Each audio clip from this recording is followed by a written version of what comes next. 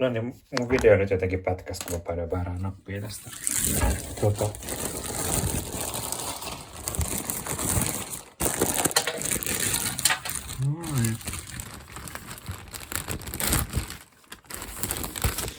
Niin mä olin sanomassa, että kun löytyy tommonen niinku joku avattu vanha ranskalaispussi jääkaapista, niin se rupeaa vaan vituttamaan.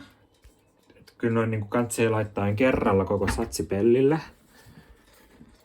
Jos joku tämmönen jämä löytyy, niin käyttää sen sit saman tien pois. Niin kuin mä tässä nyt teen. Noin. Sitten piti laittaa pussin sulkea tähän paskaan. Noin. Pakastimet töissä.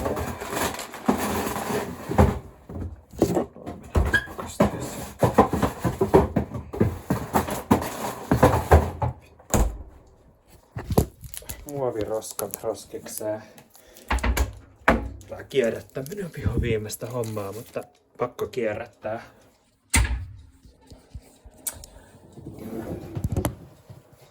Saisko tän tähän puhelimeen?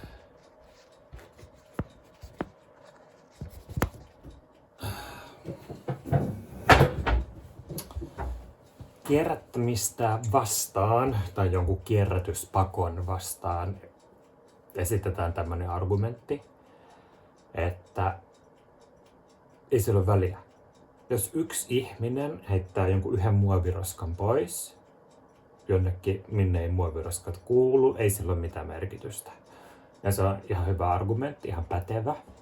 No sitten semmoinen argumentti puolesta on, että tämmöinen jätteiden lajittelu on niin kuin omien arvojen mukaista elämää. Et vaikka maapallo ei pelastu sillä, että mä huuhtelen jonkun jogurttipurkin ja sit laitan se johonkin oikeaan pönttöön, niin se antaa mulle itselle kuitenkin jotain niin kuin lohtua ja siitä lohdusta mä saan sitten voimaa ehkä tehdä jotain niitä merkityksellisimpiä tekoja. No me oltiin kerran työpaikalla kahvihuoneessa ja puhuttiin tästä kierrätyksestä ja sitten siellä oli joku muoviesine. Minkäköhän se olisi ollut? Varmaan jostain niin kuin Kiinamarketista ostettu joku nuudelepaketti. Ja sitten olikohan se niin, että joku oli heittämässä sen niin kuin muovinkeräykseen ja sitten rehtori sanoi, että ei tuommoista pitäisi heittää kyllä muovinkeräykseen. Ja syy oli se, että siihen ei oltu ehkä niin kuin painettu jotenkin sitä niin kuin oikeaa kierrätysmerkkiä. Ja sitten rehtori jotenkin argumentoi, että se yritys, joka on valmistanut sen muovipaketin, niin ne ei ole maksanut oikeita veroja. Et vaikka se pakkaus itsessään oli valmistettu siitä muovilaadusta, joka sopii kierrätettäväksi, niin se yritys ei ole maksanut oikeita veroja, että se ei ole osallistunut tämän kierrätysprosessin rahoittamiseen. Ja siinä mä niin kuin mietin, että hän on niin kuin todella ottanut niin kuin sydämeen jotenkin sen, niin kuin sen ohjenuoran, että kierrättäminen voi olla omien arvojen mukaista toimintaa. Se oli hänen omien arvojen mukainen tapa elää.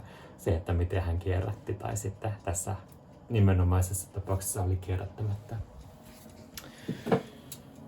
No nyt se kiehuu. Ehkä. Mun putoaa tavarat käsistä aika usein nykyään. Katsotaan mikä täällä on hyvää. Nämä mausteet on semmonen juttu, että näistä on iloa silloin kun näitä tarvii. Ja jos ei ole tosi köyhä, niin kannattaa kyllä hankkia jostain tommonen muovilaatikko, mihin voi laittaa noin kaikki 100 maustepussia. Ja sit jos on köyhä, niin en tiedä kun en ole ikinä ollut. Mut jos joku teistä nyt on niin köyhä, että ei ole varaa ostaa mausteita, niin laittakaa tähän YouTube-videoon vaikka kommenttiin. Mä oon nyt liian köyhä, niin mä voin ostaa teille jonkun mausteen. Täällä merisuola. Jos tämmönen setti, kun tän kerran ostaa, tää maksaa ehkä joku 10 €, mutta sitten tää myös kestää 10 vuotta. Ja mä joka kuukausi annan 10 € jollekin 4 tai 5 eri hyvätekeväisyys jollekin yhdistykselle, niin mä voin jollekin mun katsojalle antaa 10 € mausteita, jos joku teistä me tarvii. Tehdäänkö minä taas stopille? Ei. Miksi pitää käyttää merisuolaa? Siksi, että siinä ei ole niitä lisäaineita. Mitä ne lisäaineet on, en ole ihan ottanut tolkkua, mutta Pasi Viherraho sanoo näin, että lisäaineita merisuolessa. Ja ne jotenkin ihmiselle sitten sopii.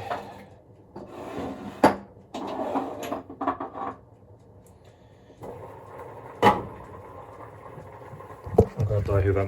Toi on kyllä niin paljon, että en mä voi syödä noin paljon suolaa. Mä oon liian terveystieto. No niin. Ja sit haarukalla varmaan sekoitellaan tämmöstä.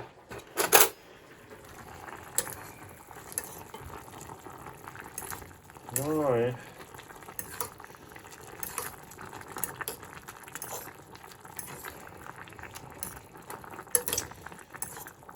Laita kans kiinni sitten taas. Eihän tän levyn tarvii kutosella olla varmaankaan, ettei se pala pohjaa. Otanko vitoselle, niin se voi palaa vähän vähemmän pohjaa.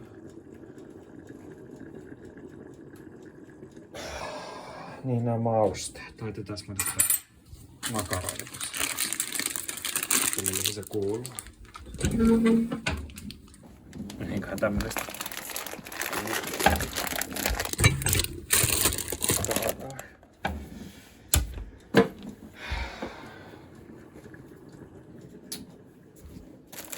Kanelia? Ei. Kanelia voi laittaa oliiviöljyn kanssa mämmin päälle. Savupaprika. Jos meidän teema on nyt, että vegaani hommat, niin joskus oli semmonen, että vegaanit käytti aina tätä savupaprikaa. Sopisikohan se tähän? Jumalauta, karri. Karri ja savu. Noniin. Tossa on hyvä. Tosta me saadaan makua tähän ruokaan. Joo.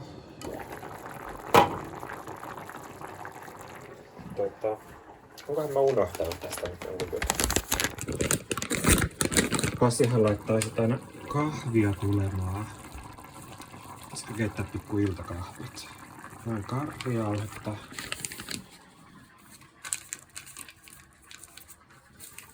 Paprikajauhetta.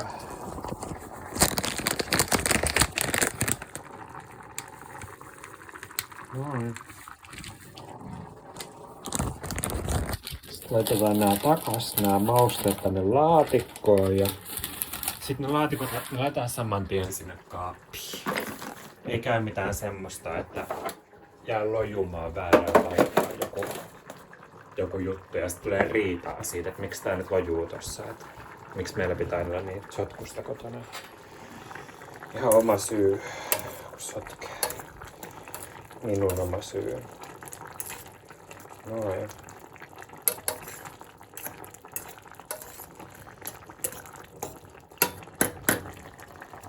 Sitten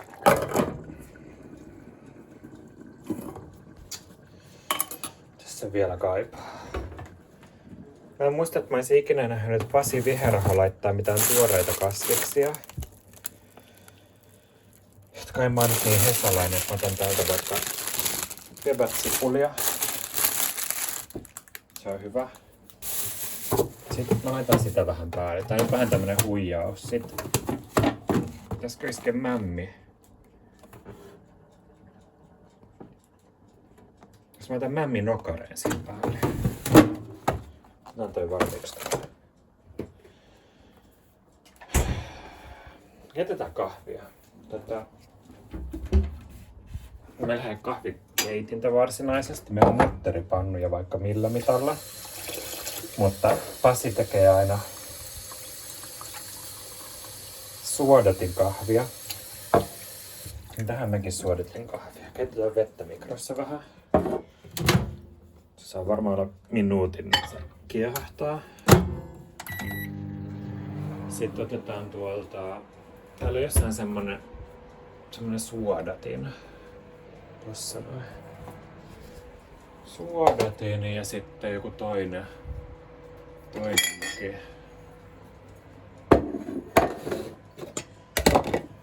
En mä nyt paljon laita, kun kello on niin paljon, mutta...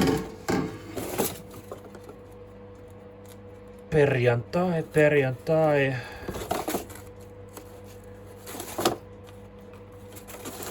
Noin.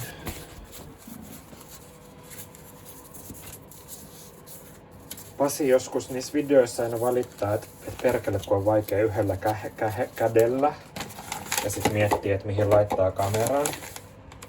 Mulla tää kahta kauheampi, mihin mä laitan tän vitun kännykänä.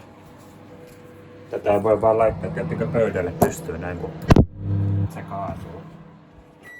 Mulla on ehkä semmonen etu Pasiin nähden, että mulla on vauva ja mä oon vauvan kanssa tottunut siihen, että toisessa kädessä on aina se rimpuileva 10 kilon kahvakuula ja sitten se mitä haluaa tehdä, niin tehdään niillä ehdoilla ja tehdään sillä toisella kädellä, joka käytössä on.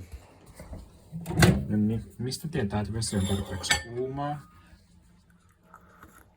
Ei oo. Oho. Ei ollut tarpeeksi kuumaa. Otetaan toinen minuutti vielä ja kurkataan tänne, olisiko se makaronia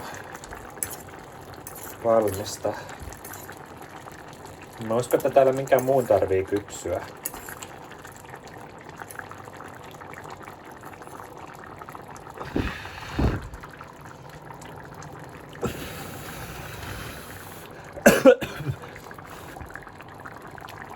No niin, makaroni on pehmeitä. Turhaan mä oon tässä kantta pitänyt. Tämähän olisi hyvä, kun täältä olisi vähän noin nesteet haihtunut pois. Tässä on muhennosmainen. Nyt on enemmän keitto. Keitosta aina ihmiset valittaa, että ei pidä nälkää. Että ei voi tarjota kouluruuaksi keittoa, kun siitä jää niin nälkä. Se onkin muuten mielenkiintoinen nuo kouluruokahommat. Siellä on tarkat kriteerit, kuinka paljon pitää olla proteiinia ja energiaa ja niin edelleen, mutta ne on viikkotasolla. Eli joka päivä ei tarvii olla. Ja syy on se, että tämä mahdollistaa niin sanotut herkkuateriat. Eli esimerkiksi vaikka joulupuuro. Eihän siinä ole proteiinia eikä siinä ole kaikkia hivenaineita, mitä ihminen tarvii. Ja se on tavallaan, se on varmaan syy, jonka kaikki ymmärtää. Ei kukaan valita, kun on joulupuuro. Etenkin jos sen kanssa saa vaikka luumuhilloa. Mutta sitten kun onkin vaikka kesäkeitto tai auta armias kasviskesäkeitto, niin sitten tulee niin valitusta, että minun lapseni saa täällä koulussa vaan vettä ja leipää ravintoarvoiltaan suurin piirtein. Sitten se lapsi menee ja ostaa patongin ja energiajuoman, eli vettä ja leipää. Näin on käynyt. Mä oon joutunut käymään tämän keskustelun vanhemman kanssa yhdessä koulussa. Olisiko toinen tossa? Nyt se alkaa vähän palaa pohjaan. Tästä vettä kokonaan pois. Noin. Onks toi tippunut jo? Joo.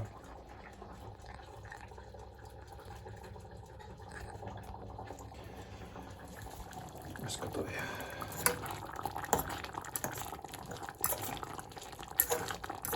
No. Sitten sipulia. Mitäs tätä saa yhdellä kädellä?